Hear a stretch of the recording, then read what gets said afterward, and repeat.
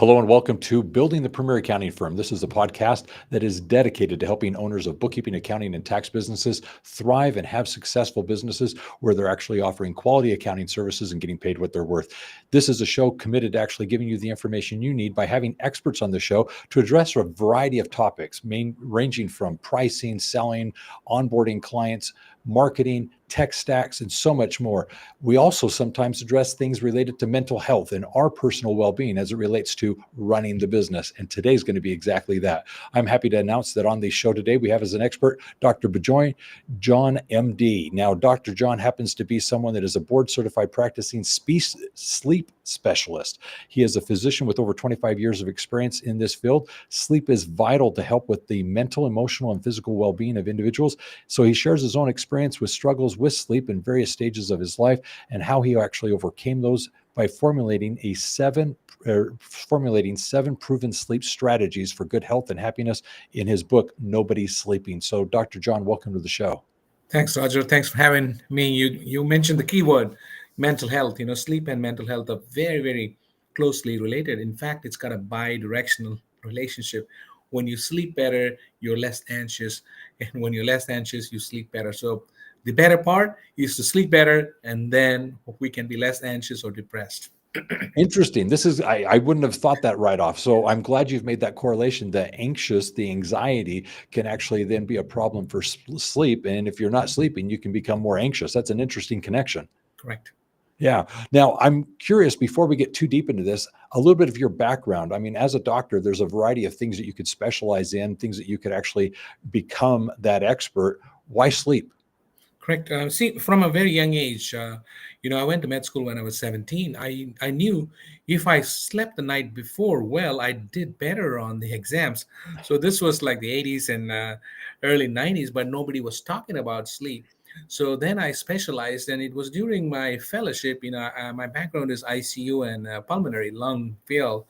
One of my professors said, "Hey, sleep is the next big thing. This is, the late 90s." So I said, I'm going to specialized and curiously during the ICU we also felt part of the research, we actually let some of the patients sleep longer. Actually their recovery was pretty significantly better than the people who wake up, we make them awake at night. So from then on I knew that this is something very, very unique. And as I did more research, and I'm practicing for 25 years, I'm able to see how sleep impacts all parts of the body, top to bottom, your cognition, your heart, your diabetes, your mental health, weight loss, exercise, and even libido. The sexual function is closely related to sleep. And of course, we talked about a little bit of mental health. So it affects all facets of our body.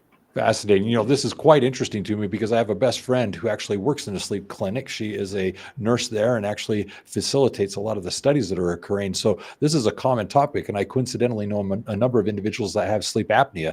So that is a problem, and they're obviously dealing with it in a variety of ways. And so I'm wanting to talk about this both on a physical side as well as that mental that you brought up at the very beginning. So one of the things that I want to begin with, though, is I think just a natural thing as it relates to society, which is to simply say, why do we undervalue sleep? I mean, there is something to be said for people who are able to push through and not sleep and kind of get those fewer hours. What's this stigma that actually exists within society that undervalues sleep? So it's a two-part answer. The part one, the common one, is sleep problems don't hurt like a toothache or it doesn't grow like a tumor, right? So when those two things happen, we're going to take care of it. Uh-huh. The sleep problems erode us slowly with time. There's no dramatic, cause and effects. So, but the good news is people are more aware. Once you are aware of the superpower that we have, the healing that it provides. Roger, anytime you have a problem in our lives, what do we tell everybody? Let's sleep on it, right? So there's got many functions. So that's why sleep problems affects us over a long period of time, so it does not get the attention. Number two, the misinformation that goes around saying, hey, you don't need to sleep, you can sleep when you die. Those people, I tell them, you're going to get your wish sooner or later. And then there are a few high achieving people. Elon Musk is one classic example. He doesn't sleep much, but that's a very few percentage. He won the genetic lottery. He's a short sleeper. They compact the powerful naps and sleep. But then when the message goes into the society and the press, people, hey, you need to work, you don't need to be sleeping. You see what I'm saying? The misinformation. He's an anomaly, and so we follow that. That becomes common press, and people, what they do, they hustle, and compromise sleep. But it catches up with you, and then eventually you're tired, and you cause an error or have an accident, which you can, repay that back. So that those are the two things. It doesn't hurt. And I say there's no pain, there's no gain. And number two is a misinformation that sleep is not that significant. Interesting. Well, I agree with those two things. That's kind of profound. But one of the things that I want to dive into next is the fact that I think at different ages we have different sleep needs. So I've got grandchildren; they're infants. They're sleeping quite a bit of time, taking quite a number of naps. To have them sleep for say 8, 10, 12 hours in a stretch is fine. But then they're going to be taking a nap in a few more hours and get another 2, 3 hours of sleep. That's different than me. I'm not needing that much sleep. So there's different stages. I'm at a point now where I don't need much sleep, but that's been a natural thing for me my whole life. I've not really needed it. When we had children, I didn't have to sleep, or I didn't mind being up with them all the time. How do you know if you're getting enough sleep, though? If everyone's different and there's this proverbial 8 hours of sleep that you're supposed to ideally have, but what do you really need, and how do you know if you're getting what you need? Great question. Like you said, children grow in their sleep, and the human growth hormone is secreted maximally in deep sleep. So different ages, teenagers need, pretty significant amount of sleep. But that's the area not many people are sleeping.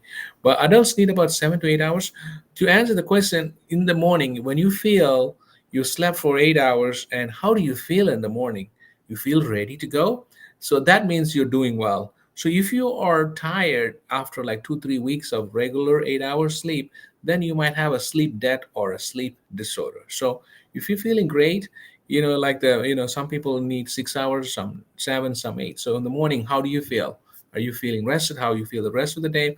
But you are tired and groggy the rest of the day. That means you have a sleep debt or a sleep disorder. Interesting. Okay. And how does food, or let's say drinking, impact that? Such as, obviously, if you eat too late, you might end up with heartburn. You might actually, when you're going to sleep late, or excuse me, drinking later in the evening, you might actually have to go to the restroom in the middle of the night. What are some of the best practices to do so that we're not disrupting our sleep unnaturally, so that we can get the full hours that we need without our body saying, hey, wake up, we need to take care of something here? You might have read my book already, Roger. So, the chemical that puts us to sleep, melatonin, is secreted in darkness and lower temperature, right? So when you have a large meal, our body is churning that food, and it increases the body temperature. Even heavy, high meal diet, protein meal, that's a major. You're churning and you're increasing your body temperature, and you can't sleep.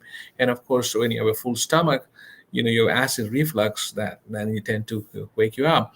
So that's an important thing. And also, the more time you are awake, your more time you're going to be eating. That's why night shift workers are all overweight, because they spend a lot of time eating. That's a very important. And lack Interesting. of sleep alters our dietary hormones. There are two hormones that control diet, called leptin and ghrelin. That ratio is altered, and we have less of leptin and more ghrelin, and you tend to gain weight. And today I make it, I talk to many fitness communities. I tell, if you're in the fitness weight loss, you have to put sleep as a foundation, right? So if you sleep better, I slept great last night. This morning I went to an 8 o'clock gym class, and the guy was like, who slept there? Hey, me and him were the only ones who slept. And also, for healing your muscles, the whole human growth hormone is great.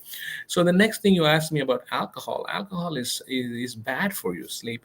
Alcohol does not put you to sleep. It anesthetizes your brain. You go to sleep. Then after 3 hours later, the alcohol metabolizes into a chemical called acetaldehyde, which wakes you up. See, that's why most people are in a hangover feeling, because of the chemical. Plus, alcohol is a diuretic, and you use the restroom, and you are like dehydrated.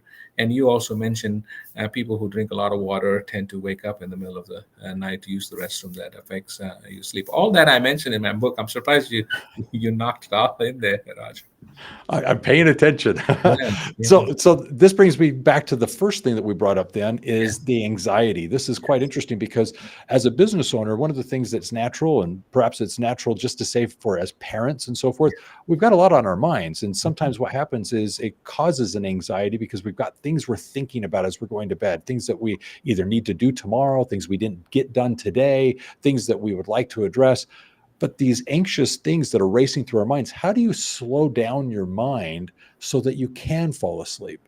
Perfect. Great question.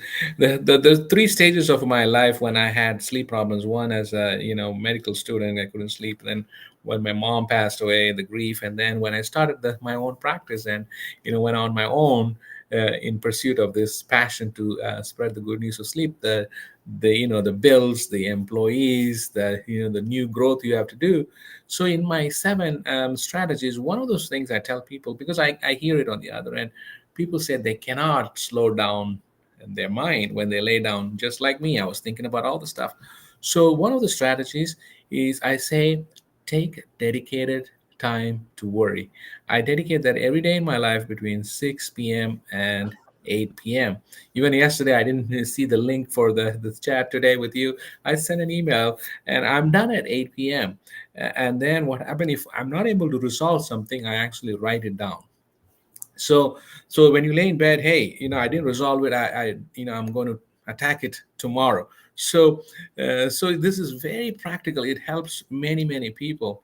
So the next thing, how do you turn your mind off? You're bringing your best friend with you, and that's your cell phone. Everybody's best friend is their cell phone, and you're bringing with that with your into your. So you look into your email, text messages, likes, comments, and then the light from the phone. Melatonin is only secreted in darkness, and so you have to leave that out. So I tell people, when you're entering the bedroom, it's like a TSA screener. Are you bringing your worries to bed? Beep, go back. Are you bringing your phone into your bedroom? Beep, leave it outside, set an alarm. So that's how you turn your mind off. But the preparation starts earlier than that, right? A couple of hours. So I dedicate people to do sleep from 10 p.m. to 6 a.m.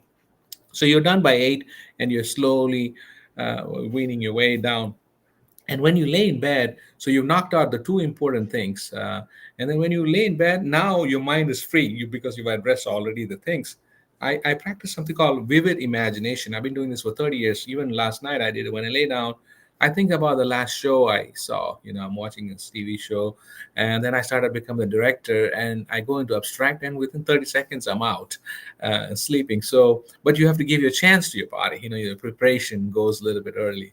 Of the seven strategies, these are the three big ones. It's dedicated worrying time, leave your phone outside, and then use the vivid imagination technique. I teach many other techniques in my book about the rest of the stuff, how you can get good sleep.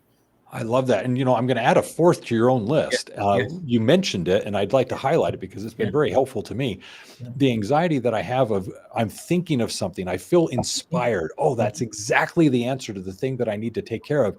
But the concern I have now is I'm going to forget it as I go to sleep. And so if I can just write it down, like you mentioned a moment ago, I'm able to capture it. And now I don't have to worry as to whether or not I'm going to remember it or if it's going to be forgotten. It's written down. I'm not going to lose this inspiration that I received. And so I'm now able to relax because I'm not like, okay, don't forget, don't forget, don't forget, don't forget. I'm able to actually now set that aside because it's written down, it's captured, and I'm able to move That's right. on. So that's one of the big things for me is I've got some great ideas. They've come to my mind as I'm considering things throughout the night, but I've got to write it down. Otherwise, I'm just going to be anxiously sitting. Okay, I can't forget this. So that's one thing I would add to that. Now, one of the things that I wanted to bring up then is you fall asleep, Mhm. and then there's many of us who are older, and I'm experiencing this. I'm waking up, and it's not perhaps the I need to go to the restroom type thing. It's more I'm just waking up for whatever reason. I haven't figured it out. And here I am at 3, 4 in the morning going, okay, clearly I'm not supposed to be up right now. I need to fall back to sleep. But all of a sudden, I'm now going for an hour or two, just rolling and tossing. Do you have any suggestions for that? So, sleep, we think, I was in a conference over the weekend. I drew this picture. You think sleep is like that, and then you wake up. It's actually multiple. It's like a silhouette of a downtown building. We go through many cycles and stages, and within those cycles, there are like REM sleep, non REM sleep, and you are likely to wake up from certain stages of sleep. So the sleep and awakening is a very, very common thing. You're very close to when the cycles go in and out. So, but if you're waking up with no obvious reasons, like you're not using the restroom, then you might have a sleep disorder. Some of the things that wake people up in the middle of the night is the number one is sleep apnea. When you study the word apnea is from Greek, to stop breathing, so that can wake you up. Number two is limb movement. Sometimes people jerk, and there's a easily treatable condition. And there's an extreme form of it. Some people punch and act out their dreams, and they wake up. So those are the three conditions. And of course, in younger age, something called sleep terror happens. So if Yeah. you're waking up dramatically or without a reason, which obvious, the obvious reason is use the restroom. Other than that, you might have a sleep disorder. Yeah. And I'm glad we brought this up because one of the things that I wanted to talk about is I know of a number of individuals, some of which have sleep apnea. And so they do have the machines that they're wearing and so forth. But the point is I'm hearing more and more people do this. They're taking earbuds, putting earbuds in their heads, and having these ambient things going on so that they can fall to sleep. And so they're listening to some podcast. They're maybe listening to a comedian. They're just listening to a show so that their mind can actually maybe disconnect and go to that. I'm finding more and more are doing this. And coincidentally, I just this last week tried that once, and I fell immediately to sleep simply because of the fact that I was listening to a show. It was fascinating to me. And I was curious, do you have any experience with that? Do you have any advice or thoughts on that? Yeah, I'm a huge fan of slowing your body down. So, whatever works for you. But I still recommend see, everything comes with a price, right? The technology, most of these things are connected to your phone, right? Mhm. So I tell people, do your, whatever the mood that's going to make you sleep, just outside the bedroom, and then leave, and then just carry on that. I call the sleep shape, and then keep the sleep shape, and then go to bed. Don't keep it near you, right? So what happens in the middle of the night? People wake up and they look at the time. Wow, it's only 4:30 or it's only 3:30, right? That increases the cognitive or text message. Who's texting me now? And then so the unresolved issues like, hey, what happened to that bill, or you want to look in the email, somebody said something.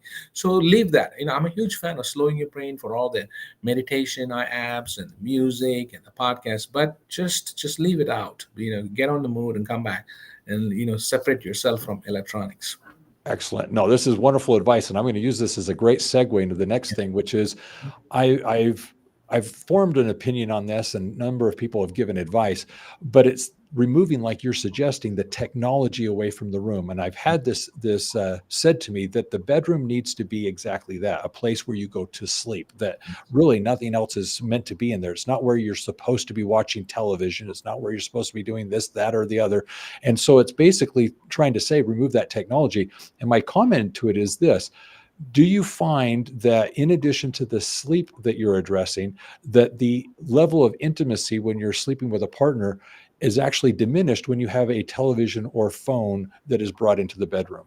Correct. The great point. A bedroom is for sex and sleep in that order, and then everything else has to be outside, right? You're bringing a lot of anxiety into your into your bedroom. So the couples now, especially with the snoring, are having something called sleep divorce. Hmm. That's the technology that's come because one spouse is snoring and the other one has to leave, and that takes the magic of the relationship. There's something very spiritual and cohesive when couples sleep together. But the misinformation that goes in the press, people are saying it's okay to sleep separately, but it's not. On the long term, it affects the chemistry and the relationship. So I'm bringing couples back together. You're exactly right. Anything, all these are distractions. I still remember the 1999 Gore versus Bush election. I had the TV next door. Every minute they were changing. I was in the middle of my training, the sleep fellowship training, and that's when I was like, man, the TV got to go. And I removed the TV from that. And even to this day, I don't have a TV in my bedroom. I watch TV outside, and then I leave everything outside and walk in.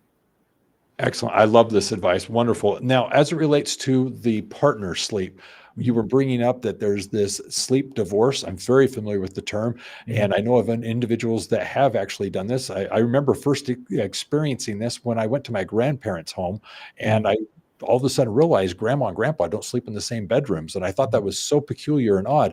And then as I've grown older, I've just learned more and more and more individuals actually are doing this sleep divorce. So this is something that I am familiar with, but I agree with you, there's something intimate that occurs in the relationship in the sleeping together that when you mhm, remove that, it actually does have a possibility of negatively impacting the relationship. So mhm, something to be aware of. But the snoring, the sleep apnea, those things can impact the other individual's sleep ability simply mhm. because of the restless sleeping that's going on next to them.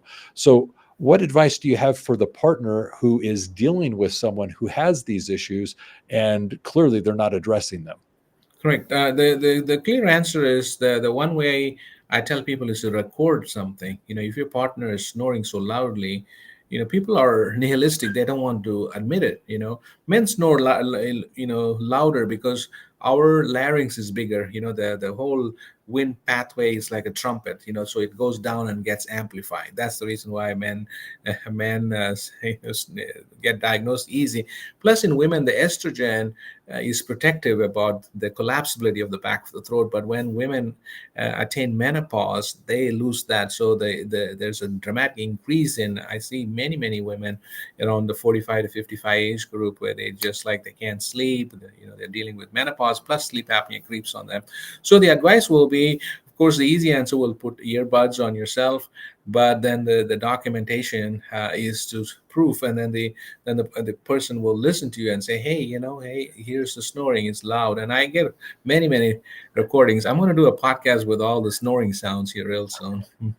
Well, what's funny about this is I've never considered myself a daily snorer. I mean, everybody snores at some point, but the daily snoring, I didn't consider myself a snorer. Well, coincidentally, I was with some young men and some adults. We were on a men's camp together, and it so happened to be that all the men were in one room and all the boys were in the other room, and all of us men theoretically were snoring all at the same time. But there were two individuals particularly that snored horrendously, one of which came with earplugs to share with everyone, knowing that he had sleep apnea. And it was just fascinating to me to hear, as you're describing it, the loud trumpets that were going on in the room. But the thing I wanted to bring up is your point of recording it. Sometimes it's just you're in denial. No, I'm asleep when I'm snoring. I don't snore. Well, if you've got that sore throat or if you've got that recording, maybe you can make a case to say, well, I think there's something more going on here. Now, you did bring up menopause. This is another thing. I'm not experiencing it, but with menopause, I'm aware of in the evenings having these hot flashes. Is there anything that can be done to actually help with the hot flashes? Yeah, for men I call it menopause, and women I call it menopause. Right? We we are all at risk for menopause still. Our testosterone drops, and that's another reason. The estrogen and the testosterone keeps everything in good stead. The tonicity of the muscles. As it goes low, you lose tone. So there are, some. Of course, for women suffer hot flashes a lot. There are many, techniques. I think one of those things is careful hormone replacement. Before everybody got replacement, then there was higher increase in incidence of cancer. But there are newer medications that they can measure the levels and gently adjust that. Is great, works greatly for a lot of other natural remedies, but I've not found that's one that works except the replacement appropriately done by a specialist of the replacement medication for hot flashes. Yeah, like estrogen and so forth. Yeah. Yes. All Mhm. right. So this brings me to a question that I was very excited to ask, and I'm glad we're to this point where I can ask it. Let's assume that you are having these sleep issues and you're not getting the good rest that you spoke of earlier when you're waking up and you're feeling refreshed. So clearly you're not getting the sleep you need. And maybe it's deliberate. Maybe you've been working long hours because of projects that you're doing, and it's intentionally, I'm not sleeping a lot. I'm going to bed late and I'm setting the alarm, starting my day early. But my point is this: can you catch up on sleep? If you've gone with a sleep deficit over a few days, can you take a nap? Can you sleep longer a certain day? And will it catch up for the sleep, or is it something you can't get ahead on or catch Correct. up on? Great question. So, sleep is affected by, few things. It can be affected because of your mental health. It can be affected because of medical reasons, or you just don't sleep well. So when I talk to somebody, I'm making sure they don't have mental health issues, or they don't have medical issues. Like if you have a heart problem, you get short of breath at night. If you have asthma or emphysema or COPD, you wake up. If you have acid reflux, if you have diabetes, use the restroom. So I have to rule all that out. Then I have to rule out whether you have a sleep disorder, the history.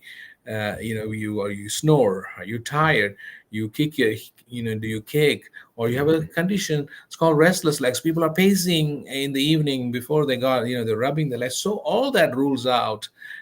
So when you're working hard and you don't have any of the other problems, then you have a sleep deficit. The young college students are the classic example. They don't have any medical problems, so they might have a little bit of anxiety, but they are going on low sleep. The college is, most of the time, is one big party. I see a lot of college kids. So even my own children, they come and tell me, Dad, I have a sleep problem. I tell, no, you don't have a sleep problem, you have a sleep deficit. So I make them come, unplug them. After 3 days later, they are rejuvenated. That's called bed rotting. I tell people to rot in your bed, make up for your time. And sometimes adults who are working hard, I tell everybody to take a nap and make up for them. But if it is persisting, and then you might want to consult with a sleep specialist to see what else can be go wrong. I'm a huge fan of naps, but naps on a regular person, like in the afternoon when you're tired, your body is in a lull. It's called the circadian rhythm influence. I take a nap. Everybody knows what Dad's doing at 2 in the afternoon. I'm taking a nap. That's why if you look at our body, we don't have any meetings around 2, because you naturally you're not going to be much productive. I'm trying to work with our Titans, the football team here, because we play all the noon games and we really lose in the third quarter. They're trying to change everything. My article made the news, and even in News Channel 5, the news, local news, that why if you do, you have to change the time. So our body is telling. We have a clock within ourselves, which is 24 hours and 30 seconds. Would you believe that it's going on this clock? So if you're tired, and you don't have any of the other reasons, medical, mental, or sleep disorder, then you clearly have a sleep debt. And young people are so much slow, deprived, and there's that's called insufficient sleep syndrome. That's an easy fix. You just tell them to bed rot and they'll get better. Very good. Very good. Yeah. In the accounting space, this is Yeah. something that we experience not only as owners of the accounting businesses, but during tax season. Those that are involved in the tax preparation work will Yes. oftentimes find that there's a surge of work that goes on, and there is a deficit of sleep typically with those professionals that tend to work those longer weeks. And yeah, they're tired, they're exhausted, and they do speak of that quite regularly. So I think what we're discussing here is very timely. Now, as it relates to sleep, I know as a doctor you can't prescribe per se, but I do want to ask, is it okay to think that there are ways to maybe prepare for sleep and maybe do something as a ritual that, I don't want to say self-medicate, but the point is there anything that you can do that might help? I mean, earlier on, I remember hearing have a glass of warm milk. I mean, that was one of the things that some people would say. Any advice on that front? Great. So, I have my, the one of those holistic methods I help people to sleep. It's called an acronym. It's called Sleep Now. I can quickly go over that. SLEEPNOW. That's the acronym I have. One is to have a good schedule. I tell everybody to. That's the S in the acronym, is schedule 10 p.m. to 6 a.m. because the great sleep, the sweet sleep, happens early in the night, and the REM sleep, which is chaotic and not very restful, happens during the morning hours. So that's why the early to bed is important. Next is the L in the acronym: low light, low noise, low temperature. We talked about that. Mm. The melatonin. The word mela means darkness. So that's L. Then the next E is electronics. No to electronics in your bedroom. We talked about it. Then the next E in the acronym Sleep Now acronym is exercise. When we exercise closer to bedtime, we are releasing a lot of endorphins and chemicals. So make sure you don't exercise at least 4 hours prior. And also exercise releases heat, and that's not conducive for sleeping. And then the P is power off your mind in the acronym. So we talked about the schedule worrying time. And then I also talk about talk about this technique called yoga nidra, where you keep your arms down and it's like a corpse pose, and you do a scan all over the body. So I'm combining what is ancient and what's new, to have the best of both worlds. So that's another technique, how to power off your mind. And then moving on with no is no to worries. We talked extensively about that. And the W is the win by losing. Sleep is one. The hustle culture, we want win, win, win, win. But sleep is the total opposite of the hustle culture. You have to lose yourself. I tell people, I think, we don't go to the dinner table to get hungry, right? We only go there when we are hungry. So the bedroom has to be a place where you go to sleep, not worrying, not watching, news gathering, getting emails. So it's a place of rest. It's your sanctuary.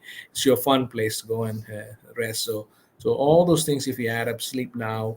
I have an available course on all that for people who can't see the doctors.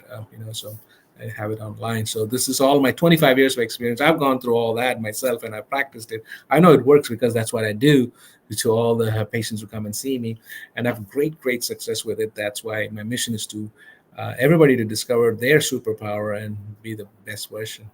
Well, one, I love the acronym. I'm Yes. big on acronyms. That's wonderful that you've got the Sleep Now acronym, and I liked how you went through and explained each of the letters. The one thing I'd like to point out is we covered a lot of those leading up to the explanation of the Mhm. acronym. But then the other thing is you, like the rest of us, sleep. So clearly this is something that you're practicing in your own life because of the fact that you're doing it just as frequently as we are. So that's really good. As a tangent to this, I do want to ask a related thing, which is some people dream. I wouldn't consider myself a dreamer in the sense that there's very rare a dream that really stands out in my mind that I can remember. Um, there are others, however, who do have a lot of dreams. If somebody was to say in sleeping, I have vivid dreams, I'm physically acting out, say kicking and so forth, or dreams where I have a repeated dream or anything. Do you have any dream advice? I mean, I know it's outside of the sleep expertise, but is there any comment on that? Yes.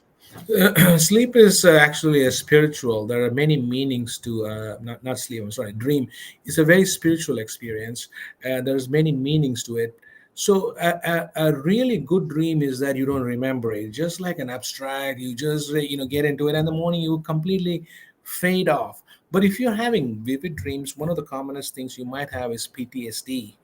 Mm. Or and people with depression or anxiety, and they are the ones who are going to have vivid dreams. And also people with sleep apnea also sometimes have vivid dreams. So a dream should be completely abstract. I dreamt last night, but in the morning I don't remember it. So that's a beautiful dream. It's like a fog. It's Mhm. just like a mind play at night. So if you have vivid dreams, sometimes there's a dangerous condition called narcolepsy, where you have really weird dreams and hallucinations. So be careful of that. Yes, and with regards to dreams, the intensity, I like how you were describing it, does play into it because oftentimes if I have a dream, it just fleets very quickly in the morning. It just is a fog that all of a sudden dissipates and it's like, Yes. okay, I think I remember a dream, Yeah. but it just falls apart. Now, as it relates to sleep and dreams, where I wanted to go last is this idea of sleepwalking. Individuals who find themselves actually now getting up and having that state where they're not in bed, but they're out now walking around. Any comments on that? Yeah, before I go, also, I forgot to mention sometimes the bad dreams are side effects of medications, Mm. even supplements. So just watch over whatever you're taking. They're very common. Anything can cause. So sleepwalking is an interesting concept. Usually happens in children. So you remember it happens in the early part of the night where we have the most sweetest sleep, but your body is not paralyzed. Later in the night, you have more dreams, but your body is paralyzed. You're not able to act out those dreams. So sleepwalking, goes away by age 7 or 8. If a child is sleepwalking, there's a 100% chance their parents also sleepwalked.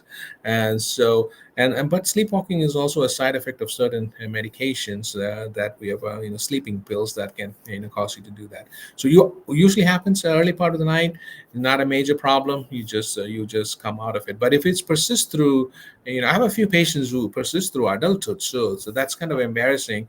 I tell them, they have a child's brain; they've not grown. But I also rule out sleep disorders also. And the cure is very simple. It's a simple pill. You can take it and you get better. Oh, fascinating. That's interesting. Okay, that's very good to know. Well, here's where I want to kind of wrap up as we're coming to the end is to actually share a few things that I found impactful in my life. One, with regards to health, there is a specific weight that I get to. And if I hit this specific weight, it is very common that I start experiencing heartburn. And that's just inevitable. I know if I get to that particular weight, I'm just going to lie down and I'm going to find that that's going to happen with the acid reflux. The second thing is associated to the weight. If I eat too late at night, especially a heavy meal, I find that after, say, if I eat 7 or 8 o'clock at night, much later, and I eat that meal, it is inevitable that when I go to lie down, I'm going to find myself uncomfortable because the food is just so condensed in the stomach area that as I'm trying to get comfortable, I'm just going to be dealing with food issues the rest of the night as well. So those are two things, both the weight and the time. As it relates to drinking, that's usually not an issue for me, but I do find that if I drink a lot of caffeine after, say, 6 o'clock at night now, the caffeine will keep me up. So I'm a big soda drinker, and it's very, very common for me at dinner time to have a soda. So if I'm drinking later into the night because I've eaten later in the night, normally I'm just going to be creating a problem for myself. And it's not uncommon for me to be up until 1, 2 in the morning simply because of the caffeine that I drink. I drink a lot of soda at dinner time. Yeah. So anyways, the other thing that I'd like to point out is as it relates to the idea of writing something down, we covered this earlier. I found that the anxiety I have running the business and being the father, being a husband, just the things going on in my life, the honeydew lists I need to get done around the house, those things, unless they are written down, they keep me up. And so the Right. easiest way that I found to actually address that is recording them, documenting them, putting them down so I can comfortably say, okay, I've captured that. It's not going anywhere. I'm not going to forget about it. I've got it down. I'm good to go. That's been very, very helpful for me. And then this thing as it relates to ambient noise or whatever, I have just recently tried what I've heard other people do, which is taking that earbud, put it in, and listen to something. And that one time I did it, I fell asleep quite quickly. I was shocked because the previous nights I was just staying up for at least an hour and a half, 2 hours before falling back to sleep. So maybe there's something to that. So just a few things that I can contribute, not as an expert. I'm definitely not a doctor, but there's some real life experience and a testament to a number of the things that you had brought up earlier. So as for this, is there a question I should have asked that I haven't asked yet? I think we covered a lot of the panacea of this whole chapter. And one thing is people don't talk about how sex and sleep are related. The sexual health. Maybe a couple of minutes here. Yes. So what happens is when you're tired, you don't have the energy to have sex. That's number one. You're tired, grumpy and Yes. anxious. Number two is when you have an apneic sleep apneic episode, there's less oxygen going to your reproductive organs, and your testosterone level drops. And so that's a huge reason. I see many young men who have low testosterone just because of sleep apnea. So by providing more oxygen, they can restart it. And also maybe I need to cover this topic too, cognitive health and dementia. The brain has got its own cleansing mechanism called the glymphatic system, and it only activates in deeper sleep. And so when your brain is deprived of oxygen because of sleep apnea, the areas undergo damage, and is one of those treatable causes of dementia. Yeah, so if you're snoring, you have to get help, because all those functions can be affected. So mental health and also dementia is preventable if you have significant sleep apnea. Oh, very interesting. No, I'm glad that we pointed that out. That's something that I actually can relate to. So that's very good. Mhm. Now, as it relates to sleep, I'm hopeful that my listeners took some good notes here, because I really felt that we covered a good number of topics that are very relevant to everyone's sleep patterns. So this was very, very insightful. So let me do this. I'm going to wrap this up. And as I wrap this up, I want to first of all point out that Dr. John happens to have something available for our listeners that you can find in the episode description that I'd like to encourage everyone to take advantage of. It is, first of all, his book, Nobody's Sleeping. It's something that I would encourage you to get. You can get it on Amazon. Go to the episode description and definitely check that out, simply because of the fact that I think that the acronym, the 7 things that we've talked about as it relates to sleep, are so important for us to revisit and assess, and more importantly, apply in our lives so that we can get the proper sleep we need, so that we can be top of the game as we're running our businesses. So clearly go check this out, because I think this is something that we all are experiencing. Now, as it relates to that, you'll also find in the episode description his email and contact information. So definitely check that out. As it relates to all this, one of the things that I also want to do is just do a quick summary of the conversation, and then I'll come back to Dr. John for a closing thought. But as I summarize this, I do want to start first of all with the poignant thing that he said, which is the bedroom has 2 purposes, sex and sleep. And he said it's in that order. So let's start there, and let's keep that in mind. I thought it was excellent advice. As it relates to the various things, I love the acronym. The acronym I thought was very appropriate. We went through a number of various things that you can do to actually prepare yourself for sleep, such as removing the electronics. It was the idea of obviously having good weight and so forth. But I thought the thing that was very important is obviously the idea of, when we fall to sleep, we want to set a schedule. We want to have a routine to this whole thing, because if we have a routine, our body is accustomed to that. And the other thing that I thought was very valuable is, as it relates to, if we have problems sleeping, it's a sign that there's probably something wrong going on, that you perhaps are dealing with a medication related issue. Perhaps it's dealing with a health related issue that you need to have diagnosed. It's something that you deserve to have resolved so you can get the quality sleep that you do. And I'll add this, as it relates to stigmas around, say, sleep apnea and wearing the devices, you'd want to actually be complimentary, whether it's you wearing it or your spouse, your partner. You're in a situation where you want to actually not be comical or degrading of that ridiculous device. It's life-saving, it's life-changing, and it's definitely something you should be celebrating that the person is actually taking and embracing. Now, as it relates to the sleep, one of the things that I thought was also very helpful is that notation of, how do you know if you're getting enough sleep? And it's whether or not you're rested in the morning. And the fact that if you're not rested, that you in fact can, through naps and as well through he said sleep rot, where you actually, or bed rot, where you go lay down and take a long needed rest. Those things can allow you to catch up on the sleep that you're missing out on and revitalize what you're feeling. So I think these tips and tricks that we've heard today obviously are very applicable, and ones that resonate with me as I'm dealing with this on a daily basis like everyone else. So Dr. John, what else would you like to add as a closing thought? Thanks, Roger. It was just a pleasure. I mean, looks like you are on top of your game. You are so knowledgeable. When I come on a show, it's always good to have the host know so much. Like I said, my aim is to promote make everybody understand the superpower and how much it can impact your brain, your heart, your functioning, and you can be a supercharged human being. That's why I'm on this mission. That's why I decided to write this book and get on these shows. And I'm on TV and radio, and even I have on Sleep Fix Academy website. After the acronyms, people can go and take the course and and sleep great. So to discuss this on your show, I hope all your followers took notes, because understanding is the key. First, hey, the sleep is great, and then of course when you're snoring and if you're moving around, you have those problems to take care of. So I'm really glad that we covered everything. Sometimes I never get a chance. We did the acronym, we did all aspects. I'm really happy and proud that how you interacted with me, and I'm sure your listeners will be benefit. And my aim is everybody, let's all sleep well and be well.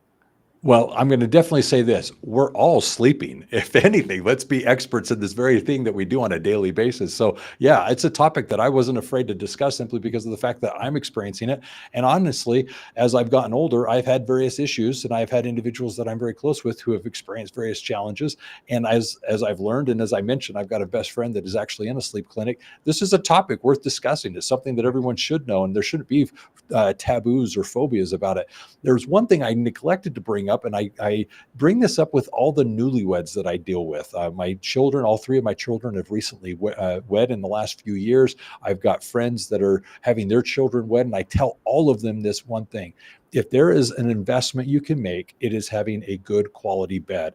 You spend 8 or so hours a day in that bed, you better find a very good bed to rest in. So there's a lot of things that young people can say they want to invest in, spend money on: good clothes, a good phone, a good computer. Get a good bed. If as a couple, when you first get newlywed, get a good bed, you're actually starting off, in my opinion, on the right foot, because if you're waking up rested, it'll actually improve the relationship. Would you add anything to that? That's a great advice, because sometimes one of the things that affects your sleep is pain. You see, nowadays mattresses are so good, they can counter your body and the spine. And in fact, if I have play and do boot camp, I'm hurting, but then the bed controls that. So that's a great advice. Plus, this bed have the cooling capacity now. They will help with your melatonin secretion. But here's a word of caution. Sleep problems are from within, right? If your brain's not able to turn off, and then if the back of your throat is closed because of sleep apnea, those problems needs to be fixed from inside out. The mattress is trying to fix it outside in, so it's going to make then the pain better, and also the cooling. Other than that, when they say it's going to heal sleep apnea and it's going to create your insomnia better, please watch out. The, That's the that, bed, that's yeah, the bed can only do so much. correct. That's Yeah. right. Very, very true. All right. Well, with that being said, this has been an excellent discussion, one that I was so glad to have had. I appreciated the depth of which we were able to dive into this. So thank you for the conversation. As for my listeners, if you haven't already, I want to invite you to subscribe to the podcast, subscribe and get notified each and every week when we release a new episode, so that you can hear from the experts the various things that you need to be considering as you're running your successful bookkeeping, accounting, and tax business. And this is an excellent episode to consider for that. Now, as it relates to episodes, if you'd like to binge listen, go back and listen to the past episodes. We've got a variety of topics that I'd invite you to go check out, things that are relative to your current situation, ranging from marketing, selling, pricing, tech stack, onboarding staff, and yes, mental health. So if you'd like to check those out, I would encourage you to go to universalaccounting.com, and in the navigation of the website, you'll actually see podcasts. In the podcast section, you'll find the highlights, and that's there that we have the playlist for you to binge listen. So go check those out. In addition to this, I want to invite you to GrowCon. If you have not yet register and get your ticket to join us for the annual event where we meet with the owners of bookkeeping, accounting, and tax businesses. We bring to the stage the experts, those individuals that have timely information for us to actually work on our business, and at the same time, take advantage of the opportunity to meet and interact with our peers, those individuals like you and me that are actually out there working to successfully have our bookkeeping, accounting, and tax businesses. Now, with the peers, you're able to make new friendships, build relationships, even collaborate, and actually take back to your clients additional services that they can benefit from. It's here that you can be inspired by those who are doing the same as you. I also want to point out that it's at the event GrowCon that you're going to meet the staff here at Universal Accounting Center, those individuals that are committed to actually helping you be in business for yourself, but not by yourself with Universal Accounting. So come join us, and I look forward to seeing you there. As it relates to this topic, our programs, what Universal Accounting Center has to offer as it relates to offering quality accounting services, training you and your staff to, in fact, build a thriving bookkeeping, accounting, tax business, check us out at universalaccountingschool.com. And with that, find out what programs are available for you to actually build your thriving business. Or you can give us a phone call at 801-265-3777. And always remember this: if it's about accounting, it is Universal. Take care, be safe out there, and have a great day. Thank you. Dr. John, that was awesome. Yes, you have to actually come to when I'm talking. I have all these slides, and all the people just it's a hilarious. I engage people, and I'm beginning to work with companies to help them sleep better. So that's taken off. Well, It's, very good. I'm happy to hear that. So you have a presentation that you do for businesses. it's crazy. I mean, it's hilarious. I mean, I love to get in front of people. That's my gift. Uh-huh. And I'm able to get the crowd with me, and then nobody wants to leave. It's hilarious. People like I was over this weekend, and this Monday I was in this kind of like auto body workshop. People, trying to improve their quality sleep. So companies are calling me, and I'd really like to get people to help them. Well, that is awesome. Well, hopefully this will be something that will contribute to that. Yes, Yeah. I really Now, enjoyed. I mean, you're an excellent host. Sometimes it's kind of like you've done a lot of your research on sleep. Excellent. well, thank you. I Yes, enjoy it. No, this has been a great conversation. I've yeah, quite enjoyed it. And then, like I said, we're all dealing with it, so we might as well know a little yes, bit about it. So yes. here's what I'm going to have you do. I'm going to have you record that promo piece that I mentioned that is appearing in the chat. So if you could just go to the chat, you'll see the text there, and I'm going to have you record that when you're ready. So this is Dr. Bijoy John. It was a pleasure to record with Roger an episode of Building the Premier Accounting Firm, where we discussed the value of sleep and how it can impact all parts of the body. It was a pleasure, and I invite you all to listen and join us.